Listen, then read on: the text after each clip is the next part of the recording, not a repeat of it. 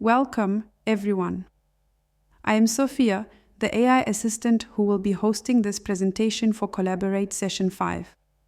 Today, we are embarking on a journey of human interaction seen through the lens of developmental psychology. As humans, our ability to communicate and interact with others changes as we grow. From a newborn's cry to an adult's complex social relationships, every stage of life is marked by evolving ways of connecting with others. We'll dive into these stages together, exploring how our social behaviors are shaped by biology, environment, and experience. Let's start at the very beginning. From the moment we are born, we are ready to interact. Babies aren't just adorable, they're also hardwired for connection. At this stage, the infant's world revolves around the immediate caregivers, parents, guardians, or anyone providing care. Key concepts. 1. Attachment theory. Psychologist John Bowlby proposed that from birth, we form attachments to caregivers. These attachments form the blueprint for our future relationships. 2. Secure versus insecure attachments. A securely attached baby sees their caregiver as its safe base. They can explore the world but will always come back for comfort and security. Some examples of interactions at this stage in human development include: think about that baby boom on social media where babies interact with screens, mirrors, and people through FaceTime. Even in today's digital age, these early face-to-face or screen-to-face interactions help them develop socially. As children grow, they enter the world of play, one of the most important ways they learn how to interact.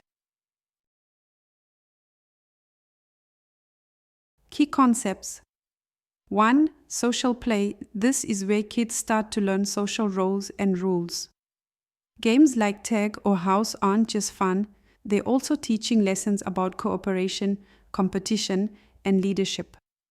2. Theory of mind. By age 4 or 5, children begin to develop the ability to understand that other people have their own thoughts and feelings, an essential part of empathy. Such examples of interaction involve groups of preschoolers sharing toys and learning how to play games together on a school playground. Did you know that children start understanding sarcasm around age 6? Imagine a little kid trying to grasp the sarcastic quip, "Oh, sure, because eating dirt is such a good idea." Now comes one of the most critical stages, school-age years. At this point, peer relationships become increasingly important. Key concepts. 1. Peer influence. Around this age, children shift from focusing on their family to putting a lot of energy into forming friendships. Friend groups become social experiments, learning how to cooperate, compete, and build alliances. 2. Social comparison. Kids start comparing themselves to others. This can impact self-esteem, which in turn influences their social behavior. Ever seen kids trying to figure out who's the fastest runner? It's not just about speed, it's about social ranking. Think back to your own middle school years. Remember the first time you didn't get invited to a party. It may seem trivial now, but that moment was a major social learning experience. We all start learning about exclusion and inclusion, which helps us later when navigating social groups. Did you know middle childhood is when kids become experts at jokes and riddles? It's a way of bonding, but also a subtle way to one-up each other. You've probably heard the classic "Why did the chicken cross the road?" evolve into far more elaborate jokes. Adolescence is all about finding yourself and figuring out where you belong. During these years, teens are heavily influenced by peer pressure but also by their quest for independence. Key concepts. 1. Identity formation. Erik Erikson. Adolescents are in the crucial stage of identity versus role confusion. They ask themselves, "Who am I?" and where do I fit in? 2. Social media influence. In today's world, social media plays a huge role in teen interactions. Teens curate their identities online and compare themselves to the highlight reels of others.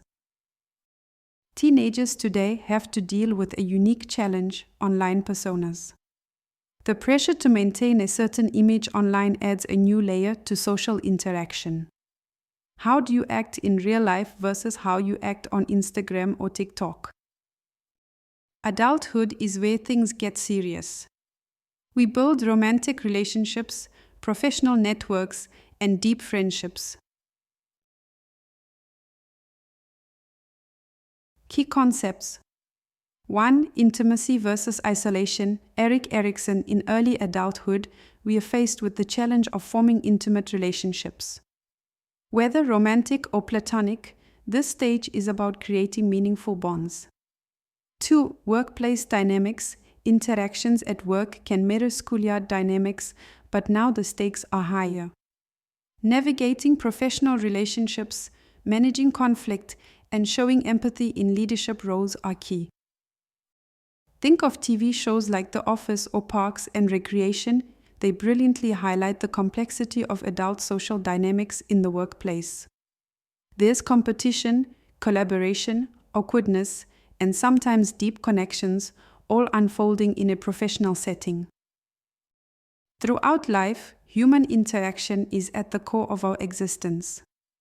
From infancy to adulthood, each stage presents new challenges, opportunities, and lessons in how to connect with others. As we grow, our ability to engage, understand, and empathize evolves, shaping not only our social circles but who we are as individuals. Think about your own social development. How have your interactions changed over the years? What do you do now that your 10-year-old self would never have imagined? Human interaction is a never-ending journey, and it's one we all share. While the specifics of interaction may change, one thing remains constant: we all have a deep need for connection. Whether you're a toddler learning to smile or an adult navigating the complexities of a workplace, it all comes down to how we relate to the people around us. Thank you for joining us this week. Please come back next week for Collaborate Session 6.